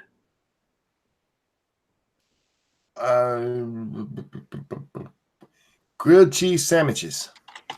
Grilled cheese sandwiches. And then Satsu, I need a type of container. A type of container? Yes. Why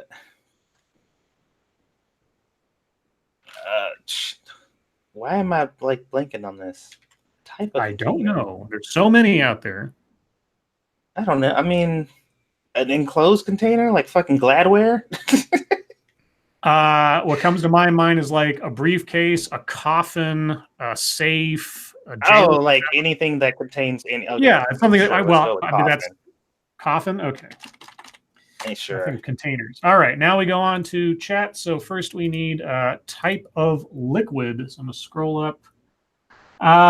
First one I come up, my eyes fall upon for some reason is Frosted Glass says lion semen. Sure. Okay. So given the topic, this is going to be something. Next, I need a verb number 1. Nothing for you here says drinking on behalf of Diesel Dave. There you go. And lastly, verb number 2. Dark Allow says flirt. All right, so we'll do that. Okay, guys, here we go. This one's called Cooking with Chef Brady. You know what we're going to be drinking today? A huge favorite of mine, a crab salad with fennel and lonely onions. To speed things up, I've already boiled a gallon of lion semen, added 1/4 cup of pregnant salt, and dropped in the crabs and cooked them for a nanosecond. Now that they are aborted, I will crack them into little hammers. Next, we have to flirt the onions and the fennel until they're drowned. To make the salad, we put the bloated crabs into a large coffin and add the fennel, the onion, and a hefty portion of grilled cheese sandwiches. I actually like that. To dress the salad, sprinkle it with spaceman oil, a touch of far lemon juice, and a pinch of moonbase and pepper. Okay, let's toss this cock and taste it. Yum, delicious. A winner. My God. A salad guaranteed to make your appendix water. Nice. Dude. Why was that so perfect? I'm going to screenshot that and post it to my Yes, Twitter. please, and thank you. I think that one was a little bit better than the first one. Dude, like that first couple lines. Oh my God. That was perfect. All right, save that there. Go over to my wonderful Twitter. Let's see. Tonight's Mad Lib, saved for posterity, and so far as long as Twitter exists. And where did you go?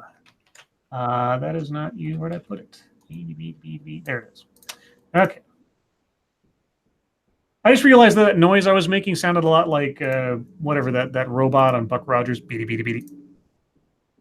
Oh, Twiggy. Twiggy beady beady beady. Anyway, guys, hope you enjoyed the Mad Lib. Now it's on to chat time. So if you have questions, comments, concerns, complaints, conspiracy theories, if you have theories on the efficacy of starting an impeachment process on the president before the election begins, by all means, put in the chat now. If you have questions for us directly, please put plenty of chat marks after those.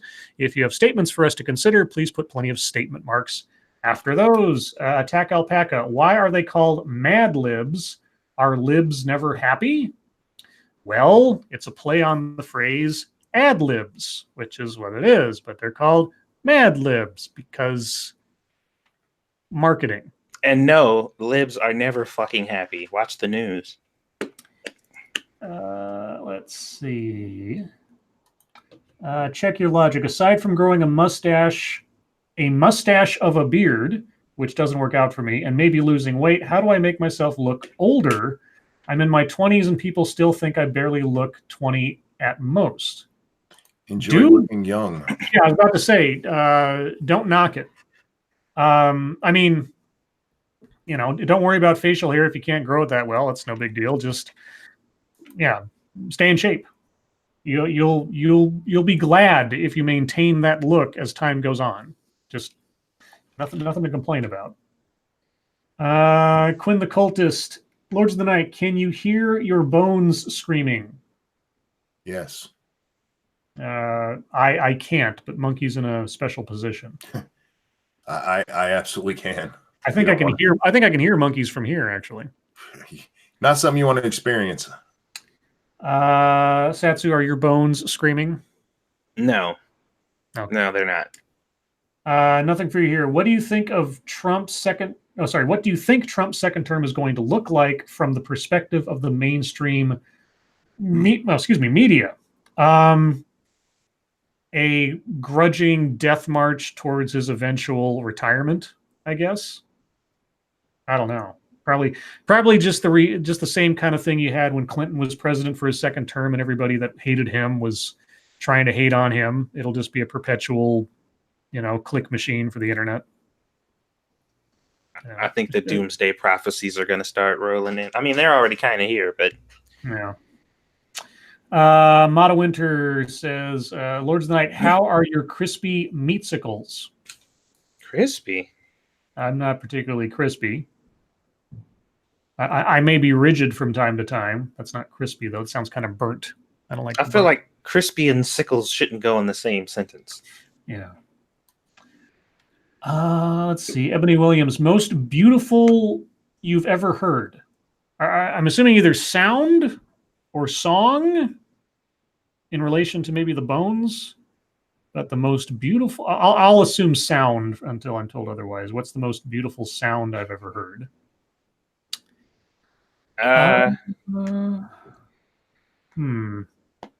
Running water. It's gonna be a gay answer, but my children's laughter. Yeah, that's gay. No, I'm just kidding. Just true. This is also going to sound a little bit too mushy, but the sound of my thus far one true love telling me she loved me. Oh, that's a good one. Yeah. Running water. And Satsu's over there. Water. Oh man. Frosted Glass says, any of you guys want to join the official Scribe's birthday quiplash stream on Jack Gunsky's channel after Lords of the Night birthday celebration not guaranteed? Birthday celebration. That was very Trojan horse of you, Frosted Glass. Thank you. Quinn the Cultist, Lords of the Night, can you feel your man milk curdling in the heat of the sun? No. What? Quinn, something's wrong with you. Maniac Man, Scribe Light, why is the DNC wasting their time with proceedings they can't back up? Is this just sabotaging the next election cycle? Well, they haven't started the proceedings yet. Everybody's divided over whether or not they should. Yeah, isn't this just sabotaging this? It most likely will. Again, unless somehow they package it in such a way that they can sell it to the American people where it seems justified. Because right now, with the Mueller report being so sort of eliminationist on the previous conspiracy theory of what Trump was guilty of, it's going to be tough to sell the American public, let alone other representatives, on starting impeachment proceedings over obstruction of justice, over an investigation into something that never happened. Yeah, there's no underlying crime. It's hard to sell obstruction on that. Yeah. They're going to try, but it's hard. Right. Let's see. Ebony Williams says, song. Most beautiful song you've ever heard. Oh, God. Most beautiful song. I don't know if this is the most beautiful song. It's the one that came to mind when I thought of something beautiful. There's a movie called The Red Violin, and there's this the opening music to The Red Violin on the soundtrack. If you have the soundtrack CD, the opening song. Also, that one aria from The Fifth Element, before it goes all techno. Those two things are probably my most favorite, quote-unquote, beautiful songs. I couldn't even begin to answer that one. Yeah, that's a tough one. But I'm just going to say that mine is a weeb answer, and it's called Secret Base. And that's all I'm going to say. It's a song called Secret Base, and it's fucking beautiful. All right. Let's see. Diesel Dave, who wants to try to outdrink me? Nobody sane. A fifth of Jack or whatever, fifth of whiskey inside of like what 5-6 hours or something. Yeah, no. I value my bodily integrity. Let's see. If I wasn't on my pills, I'd do it. Oh, okay. Well, you got a contender in Monkey then, Dave. Look, on my pills in 2 hours, I did half of a fifth, and I was pretty good. That's what pills that make it pass out. So shit. Sit down, son. Peter Silek Hades 313. Have the Democrats actually announced any policies besides the Green New bullshit? Yes. Go ahead. The HR 1 is one of the ones that they wanted to pass. They're already up to HR 8, I believe, with each bill being, introduced as HR 1, 2, 3, 4, 5. So go look them up. I can't tell you what they all are because I have the memory of that thing that got cooked earlier. But yeah, there's lots of stuff out there. Satanic Cultist says, Lords of the Night, I am thinking of cooking American food, and I'm wondering if any of you have any suggestions for me to try. Grilled cheese sandwich. Satsu. Grilled cheese sandwich kick. I don't know. A lot of food that we cook ain't particularly American. So chop suey. That was invented in America. So was Caesar salad. Hamburger meatloaf. Yeah, hamburger meatloaf, apple pie, macaroni and cheese. I mean, some of these aren't necessarily inherent to America, but they're classically associated with America. So, Faithless said Taco Bell. Taco Bell, hell yeah. That's definitely American. Let's see. Harvest Marvo says, so Avenatti is literally blaming the Trump administration for the charges he's facing in 2 courts, said he'd be exonerated. Thoughts? Yeah, because New York and California are totally on Trump's side. Well, they're federal charges. Well, okay, that is true. It's not like the Southern District or the Southern District of New York or whatever it is, which is actually the ones like looking into Trump right now. Mm-hmm. There is a theory out there that this is revenge. Mm-hmm. But even if it is, they're not going to. Wasn't a grand jury came back with these charges or the indictment? Yeah. This isn't like Trump called up the prosecutors and said, "Go after Avenatti." I mean, I suppose he could have, but ultimately it comes down to whether or not the grand jury said there was enough to file charges. And besides which, Avenatti wasn't doing himself any favors trying to blackmail Nike. I don't know what to tell you. Let's see. Jack Gunsky, I already did your promo. Okay, I got Trojan horsed into doing it earlier, so I don't know if you missed that part, but that happened. Frosted Glass says, anyone hear about the guy who was disemboweled by an overpowered Japanese toilet? Holy shit! No, hang on. Is that a daily world news thing? No, that is a carryover from Monkey in the Morning. You know how we have here cereal is soup? Well, yes. The argument and how it'll come up and it'll go on for much longer than it ever should. The argument itself has gone on much longer than it ever should. You know? Yes. Okay. Over on Monkey in the Morning, we have this argument because there's these high-tech Japanese toilets that are basically a car wash for your ass. Yes. And I think it's unsanitary because you can't know that thing cleans you. You can't know when you're done that it's clean down there unless you like wipe, right? Okay. And for some reason, I'm the only one who gets that you can't trust it to clean you. Everybody else is like, nah, I just get up and go about my day. And I made a joke about how this car wash of an ass cleaner will blow out your spleen. So that's what that's in relation to. You should be watching Monkey in the Morning. You know these things. Just throwing that out there. Okay. Well, Motto Winter wants to recruit our vocabulary skills. I am running out of tasteful words for phallus. What should I do? Get more of them in your mouth. I suggest pork puncher. Pork puncher? Oh, I get it. A puncher made of pork. Yes. Pork I was like, what are you doing with your dick? But there's a phrase I used for fun in college. It was pork punched in the mommy box. Right. Yeah. So your pork puncher or your pork sword. Pork sword's another one. Chat, help him out. We've done that before, giving you guys some. The Mata's been coming up with all kinds of crazy shit. Yeah.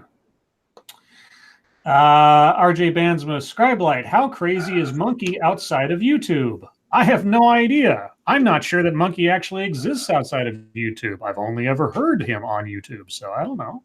What do you mean crazy? I don't think he can be that crazy given his bodily limitations, but I mean he hasn't watched The Shield, which is pretty insane to me, but if you're talking about am I any different, like thoughts, opinions, the way I talk and stuff, you're asking the wrong person. Ask Lady Monkey and she'll tell you it's the same. Yeah, I can honestly tell you guys. Unless you mean outside they don't mean outside the stream, right? They just mean outside the YouTube period. Jack Gunsky asks, Scribe Light, are you and the rest of Lords of the Night friends in real life? If you're talking about in like physical meat space, we've never actually been in the same room together. Though that'll change next summer, I think, when SDA and Weibo make their road trip to some extent. But I consider us friends in real life. Absolutely. I would hope that if we were in the same room at some point, we would stand each other to the same extent we stand each other now. But yeah. Yeah, Monkey and Scribe are my boys. Yeah. Love these guys. Like, I mean, just about everybody that I've kept a relationship with since I started this, Bear and Tailed and SDA and Weibo and I mean, and all the people on the relative periphery, that I get along with, I consider them friends. Sinatra said, "I chilled with Satsu in real life." That's true. There you go. Now, of course, you can't. I have a closer relationship with some versus others, of course. So, I can always be surprised by things that people I know through the internet will end up doing. Unfortunately, I won't name names, but there've been a few sort of like, oh shit, that happened. But right, let's see, Lady Gopher, for Irish stew, Guinness Stout or Irish whiskey? I've never made Irish stew, so I don't know. What do you guys think? Neither, because both are gross. Are you supposed to put alcohol in Irish stew? I don't know. I think that's the point. I'd probably say, see, Vortex says the stout, so maybe Vortex, the stout whiskey after. It's okay. Dom O'Leary says stout. So far the consensus seems to be stout, so there you go. But El Vaquero 555 says beers are generally better for cooking. Stout. Okay, well, it's a debate now. Stout or Guinness, less filling, tastes great. I don't know. You guys will have to argue it. Yeah, the Guinness seems to be winning. Brown Coat Bose says meat space or meat space, MEET or MEAT. MEAT. Meat space is the colloquial reference to outside the internet in the real world. I'm not quite sure where that originated. I think it might have been a cyberpunk novel or something that referred to it in that fashion. But yeah, let's see. Gorebag Goes Camping. Lords of the Night. Is Return of the Living Dead Part 3 the best remake of Romeo and Juliet? Oh boy. I actually saw Return of the Living Dead Part 3 like shortly after it came out on videotape back in the olden days. And is it the best remake of Romeo and Juliet? No, I think Tromeo and Juliet probably has that distinction. But that just might be me. It probably is. I've never seen it. It's it's something to remember, let's just say. Chicago Mike, is social influencer a real job? If you make money at it, yes. It's not a traditional job, but yes, it's a real job. Yeah. I mean, there are people who have branded themselves as such and are paid to act as such. But social influencers, like calling yourself an author, anybody can write something, but only a few people out there actually make a living at it. So, let's see. Check your logic. Why do you call those the olden days when Romeo and Juliet was still centuries old by then? No, I meant the olden days when VHS was a thing. That's what I meant. The olden days of, when Return of the Living Dead Part 3 came out. Diesel Dave says, Scribe Light, every one of you fucks are my friends. Thank you, Dave. I appreciate that. Love you, Dave. Let's see. Gorbag says, I forgot about Tromeo. Good call. Well, I remember this dumbest shit. Faithless says, I am a YouTube chat author. Now there's a job title you can give yourself. Now, if you can make money being a chat author, like people pay you to show up in their chats, that would be a very lucrative career if you could figure that one out. Oh, like back in the 90s and 2000s when celebrities would show up to a dance club and they get paid for it. Okay, well, here's I'm brainstorming slightly, so this might not be a fully forged idea. What if you were someone like a Sinatra, right? Sinatra brings a raid of people into the show, right? Mm-hmm. Okay. What if he turned that into a monetized service? Like I will bring my audience to your channel to promote your stuff because he is, he's an influencer. He's got draw with a large audience, that kind of thing. Yeah, that's what I'm talking about. Sinatra, start telling people. Yeah. Give me $100. I'll show up in your chat for 10 minutes. Yeah. You like on the Ghost Poo, if you drop me $25 on a super chat, I'll promote your stream or something. And bring over a bunch of people to watch you for, however long they decide to watch, but at least 10 minutes or something. You can turn it into like a little cult.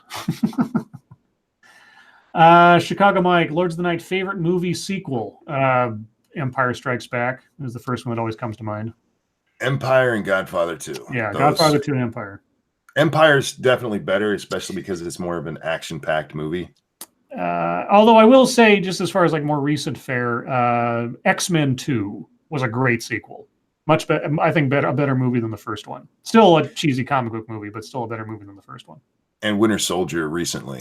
Yes, Winter Soldier is great. What about you, Satsu? Even though, and maybe anime sequels. I don't know. I had no idea. Okay. Do they make anime sequels? Seasons. Yeah, I don't know if there's a lot of movies that have I guess it depends because there's several like Naruto has like 9 movies, but they're not sequel. Like none of them are really sequels to. They're just like long episodes. Right. I know there's been more than one Vampire Hunter D movie, and there's never been like a series of Vampire Hunter D. So you could say that that's sort of like movies and sequels and such. Or maybe Madoka Magica. That'd probably be one because those 2 movies kind of went in order. And I don't know if I ever told you guys about that show, but it's basically the dark side of being a magic girl. So imagine like Sailor Moon, but everything wasn't hunky-dory. Like it was actually a terrible experience and death was a real thing that happened every day. Yeah. It was horrible. Quinn the Cultist, if the devil is a lie, where do lawyers and hobos go when they die? Why do you assume hobos are hellbound? It could just be people down on their luck. Or is they lied? Is there an interpretation of hobo that means they... where do they go when they die? Nowhere. But, if the devil is a lie, then presumably everything surrounding him is also false, like all the other magisterium. So you probably just kind of become unconscious and you don't wake up. So... Nothing for you here. What? I'm sorry, I just saw this thing on Twitter that Petite Nikoko put out a video of. Okay. It's kind of like a shake weight for your mouth. What? You have to see. I'm going to put the Yeah. link in the chat here. Okay. Yeah, it's supposedly for wrinkles, but watch it. Oh God. Tell me that's what this is really for. Oh my God. Nothing for you here. Who is your least favorite cult leader and why? Keith Rainier. Because he sounds like a pussy bitch. Even though I'm fascinated by the whole Nexium thing. That has got to be fake. That has got to be fake. No, if you scroll down, they're actually selling them. I mean, that has got to be fake. That is the most ridiculous. Before that's funny. It looks like you're giving head to a rabbit. That's no. Oh, and you can change out the jewels. Like it's a fashion statement. Where are you going to be doing this? That anybody's going to be looking at you? Oh my God. Oh, that's insane. It's a dick sucking trainer. Okay, well, get ready for a whole bunch of YouTube videos with people testing this product. That's what Lady Monkey's getting for her birthday. Oh God. Let's see. Lords of the Night from Out of Winter. Taco pizza or pizza tacos? Oh, taco pizza. Taco pizza, son. Yeah, probably taco pizza.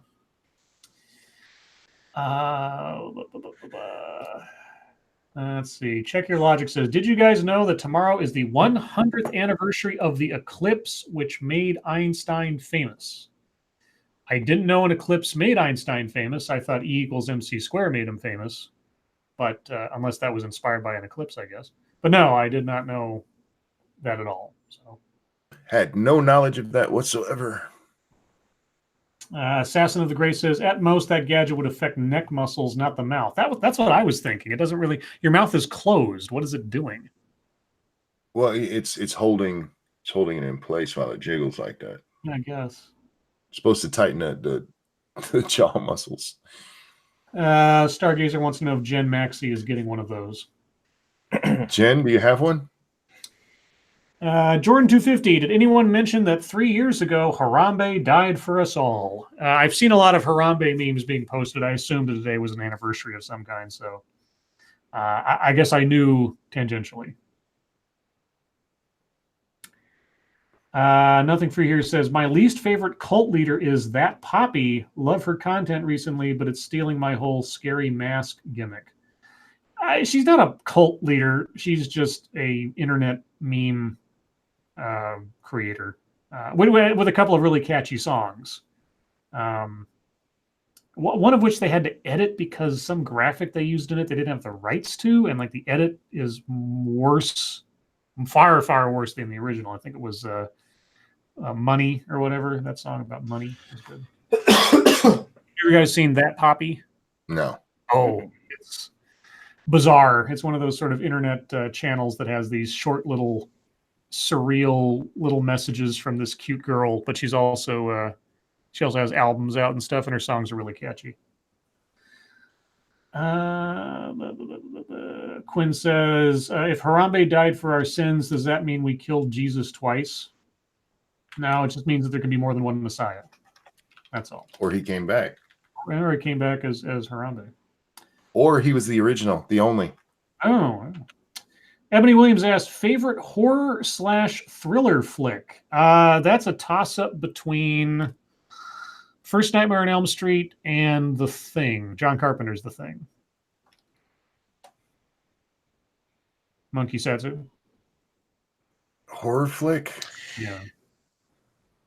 Or the original night. I always hate saying that. The first Nightmare on Elm Street. Let me put it that way. Yes, there you go. Satsu. I don't know. Okay. It's too hard to pick my favorite stuff, you know? Let's see. Thank you, Cryptic. Was Satsu born by a river in a little tent? I'm sure that's a reference to something, but I don't know what it is. The answer is no.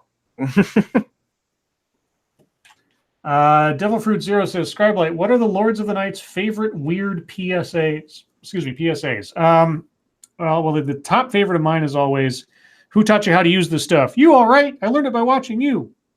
But there's also the series of PSAs. There's the Montana Meth Project PSAs are fucking grim. Just look up the Montana Meth PSAs on YouTube. They are like mini horror movies, honestly. But otherwise, there was a series they did in the 80s, and it was these abstract things. They'd show like a girl spinning around, and a little girl says, "When I grow up, I want to be a ballerina." And then she starts to fall over, and then this grim voice comes over and says, "Nobody says I want to be a junkie when I grow up." Oh, I remember those. And it's like when I grow up, I want to be a track star, and it's a guy running, and then this hand comes out from the other side of the screen, and it's a police officer reaching to try to catch up and grab him. It says, "Nobody says when I grow up, I want to be a heroin addict." Like it's just like those are my favorite PSAs. Thank you, Sanguine. Gravitational lensing, a prediction of relativity, was first provably observed during an eclipse. Aha. And thank you, Cryptic. Sam Cooke, A Change Gonna Come, great song. All right. Before we move on, because I do want to, my favorite PSA is that one, it's like from the 50s or something, and Dave is a homosexual. Oh, and they got the creepiest guy. Yeah. It's warning about homosexuals going around looking for high school kids. It's like, oh my God. I remember seeing that on Mystery Science Theater 3000. And it's so funny. The thought running through my head after watching that, every time I see that, I just go, what kind of life did that actor have after that? Oh God, yeah.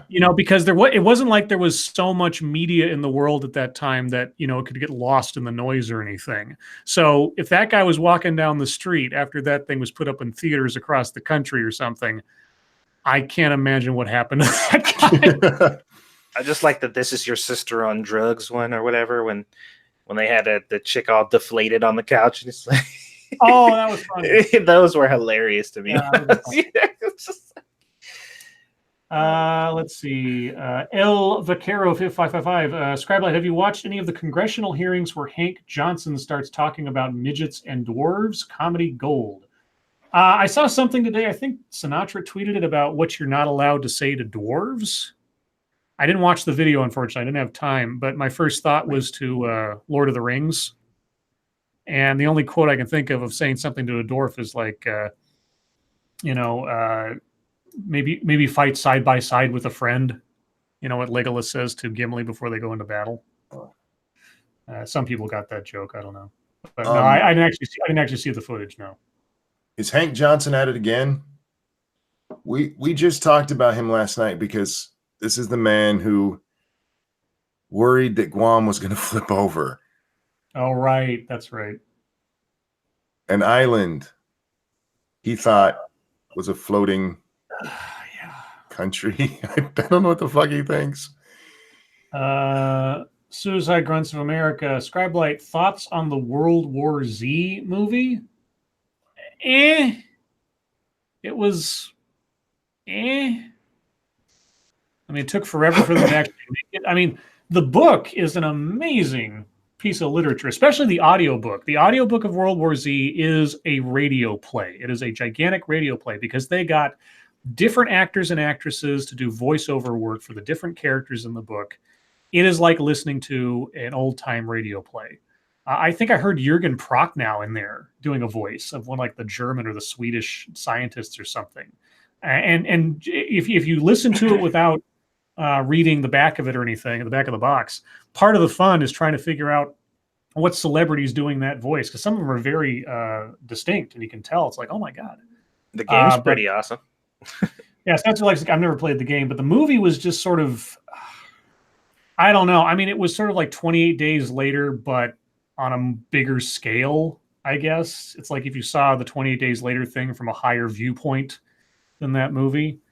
I know they plan to do a whole bunch of sequels and stuff, but that movie was in development hell before it came out in the theaters, and the production of it, I don't know. It didn't make that much of an impression on me, aside from just sort of being like a big, wonderful disaster in a way. It got a lot of hype, but it wasn't much of anything. Let's see. We're just about done. Let's see. But El Vaquero says Johnson started talking about pitting 30 midgets against a giant in a cage match on the house floor. Did he fucking really? Oh my god. Okay, well, Hank Johnson. Oh god, I Hank. guess he still gets elected, so somebody must like him. I don't know who his constituency is, but Georgia's 4th congressional district. that sounds about right. Nothing says love and like marrying your cousin. But with that, guys, we're at the top of the hour and thus the end of the show. Everyone, thank you so much for coming out tonight to join us, as you always do, especially all the Sinatra acolytes, and of course everybody else, our usual cadre of viewers and contributors. I was really hoping Nazis would catch on. Well, I don't want somebody to mistake me for actually implying something. I just thought it was a funny word. But if you want to promote that, you have your own show, on the mornings. Okay. So Nazis. Yeah, okay. Moderators, thank you for keeping an eye on things, even though our audience is the most well-behaved on the internet. Yeah, but don't say it enough. I don't see many things getting sort of blocked or people timed out or anything else. That doesn't happen very often because everybody's relatively chill. I appreciate that. And everybody who donated, thank you so much for your generosity. I really do appreciate it. It'll all go towards Goldfish and Dr. Pepper to clog my veins and rot my teeth. Then I can feel like I'm old. Remember, guys, tomorrow night, per usual, will be on Monkey's channel at the regular time. There's no game stream tonight, but if you want to go watch Quiplash on Jack Gunsky's channel, you certainly can, just after this. And is there anything else need to mention or plug? I don't know. No, sir. All right. Subscribe to Fam 2 Cents. Oh, yes. Well, subscribe to Fam 2 Cents, subscribe to 2 Cents Plus, subscribe to Satsu 2 Cents, subscribe to Ranting Monkey, subscribe to my channel if you're not already. Links to most of those should be in the description. I don't know if I have your Fam 2 Cents in there. I might have to add that to my usual copy and paste. But otherwise, guys, your lives make us sad. Oh, sorry. I jumped ahead. Satsu, Monkey, thank you for joining me. Mm-hmm. My life just then made me sad. And we will see you tomorrow. Bye, guys. Bye, guys. Love you back, Gorebag. Come quiet. Oh, yeah. Was that the last secret word? Unintentionally, yeah. Yeah. All right. Well, speaking of which, I'm getting out my copy of Screw the Roses, Send Me the Thorns, the romance and sexual sorcery of sadomasochism, Ye Random Page, and sure, why not? Today's secret word is involvement. Sadomasochism. Thanks, Mike Tyson.